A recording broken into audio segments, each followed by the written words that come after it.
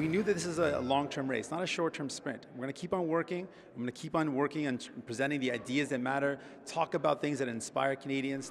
Even for a guy who trades on optimism like the new NDP leader Jagmeet Singh, this was a bad week. The NDP lost support in some key by-elections, places where Jagmeet Singh, frankly, was supposed to help the party, including the very city where he was born. How can the new leader get his party out of a serious downward spiral?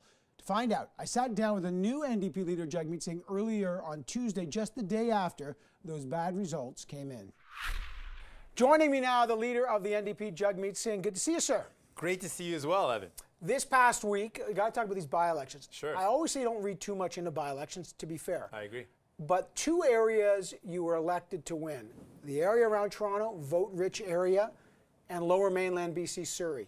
In both by-elections, one in Scarborough and one in Lower Mainland in Surrey, your party lost the percentage of the vote. No one expected you to win, but they wanted some signs of life. What's your takeaway from those? Well, I'm in this for the long run. I didn't expect that in 2 months I could immediately turn the ship around. I know that it's going to take a lot of hard work, get out there and inspire people about what the future can be with a new democratic government. So I knew it's going to take a lot of work, and I'm not in this for the short term. I'm in it for the long term. I'm going to put a lot of work in place to make sure that we see some gains in the future. You know you're going to get criticized because the vote share went down, but let's leave that aside for a minute. The Liberals win when they co-opt the NDP vote. They beat the Conservatives, and the Conservatives rely on a strong NDP. That didn't happen in that one by-election in Surrey. How are you concerned that in the last two by-elections, sets of by-elections, the Liberals picked up two Conservative seats, formerly Conservative seats. Are you concerned that they've basically co-opted the progressive vote and pushed you far to the fringe so you can't win? You become, instead of the insurgents, you become the conscience. I think what we're seeing is, with respect to this party, with the Liberal Party, we're seeing a party, if you look at what they promise and what they've talked about, they talked about a lot of things that people were excited by. They talked about electoral reform, they talked about climate change. On these fundamental issues, they've really just departed from what they promised. They've really let people down a lot. And these are areas that we're going to work on. These are areas that we're going to show the alternative, the real progressive politics that we can actually implement. We're going to talk about how we can implement proportional representation and real action on climate change. We're going to talk about inequality when we have a government that's idea of inequality is to attack entrepreneurs and to attack retail workers. This is a government that doesn't get the realities that people are facing. We're going to talk about these issues. Let's get, and I get the politics and the slogan, so let's get specific. The Liberals have a price on carbon. Now, the targets they set are the Stephen Harper targets. If you were the leader, are you saying that you'd increase the targets from the Harper targets, or would you keep their national price on carbon? Well, this is what I'm saying very specifically. We need to reduce emissions. We have a government that's committed to doing that and hasn't done it.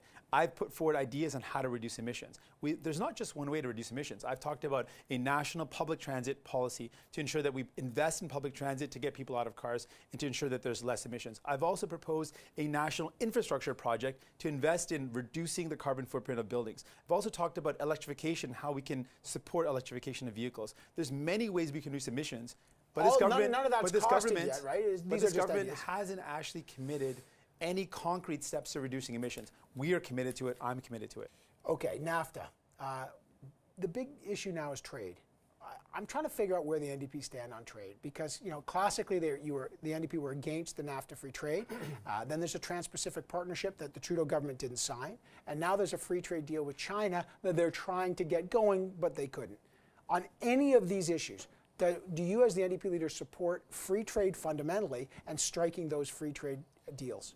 I support fair trade, not free trade. There's no point to arbitrarily support free trade if it doesn't do a couple of things. One, it's got to benefit Canadians. What is the point of signing an agreement that doesn't actually uplift the lives of Canadians? What is the point of signing an agreement that generates wealth for a small portion of people but doesn't create wealth for all Canadians? That's a fundamental thing. Secondly, for trade to be truly beneficial, it has to be on a level playing field. So we have to have trade agreements with countries that have similar environmental regulations and similar protections for workers. How can we potentially... How do you do that? How do you get an agreement with China or the United States? How can we ever compete with a nation that doesn't have the same workers' rights, that doesn't have the same environmental environmental regulations. That's going to put our workers, the people of this country, in a disadvantage. That's not acceptable. Well, the government's trying, but you know, the government's fighting for that. They're losing trade deals over that. That our agreements are fair, that actually put forward is the government policies doing that are that? fair. They're talking about worker rights, their environmental rights, and they can't sign a deal because of it. Let's look at NAFTA. Right. In NAFTA right now, Chapter 11 is directly a particular part of this agreement that makes Canada the most sued nation. And we have Trump, the Trump administration, saying this is a section that we want to make optional. This is the dispute mechanism settlement. The independent state, exactly. Now, we have the only person that's actually defending this is Prime Minister Trudeau. The only person that's saying nothing about getting rid of Chapter 11 when we are the most sued nation under it. That's something to me that's completely appalling. Two quick issues. Jets. The government says it's going to buy some used military jets from Australia at the interim to fill what they call the capability gap. Then they'll have an open competition for 88 new jets. Do you support that? No, this doesn't make any sense. The government should have an open, transparent process right away. It seems like a government does not understand how to do procurement properly. Procurement should be very straightforward. You put out an open tender, you look at the best options, and you make that decision. They criticized the previous government for that, the same thing, not having a proper process, and now they're engaged in some confused process again.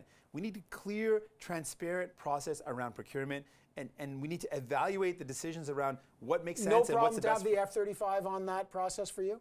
For me, the process just has to be value for money. It has to be done transparently and has to be with due process, done properly. Last question. Yes. Look, if there's one thing you've learned since you become leader is it doesn't happen quickly. Those by-elections probably were not good news for you. You got a lot of work ahead. What do you do in 2018 to make people realize, hello, I'm over here. My name is Jagmeet Singh. I'm the new leader. You got to win Quebec where your polls are falling. You got to win Lower Mainland, didn't look good. You got to win around Ontario. These are key areas. Signs early days not good. How do you turn it around? We're going to continue to hit the ground and talk to as many people as possible, tour across the country and inspire people about the future that is possible. We're going to continue to do that with the love and courage that we started with. We're going to continue with that same energy, that optimism. Will you rethink your decision not to run for the next 2 years? Well, I've talked about this a lot. I'll tell you what I've said before. Will you rethink maybe getting in the House where Tom Mulcair made his mark? He became a viable candidate. Will you rethink that idea that maybe you're waiting till the election to run? Well, what I've said always is that I'm comfortable with the decision I've taken right now, but I'm also open to counsel on this. So if there's an opportunity that arises that makes sense, I'm open to hearing counsel on it. So I'm not set in stone. But is your gut still to wait for Brampton? I'm comfortable right now where I am. We're spending this time being able to tour the country, speak to people, share my values. But again, like I said before, I'm open to hearing counsel on this. Well, listen.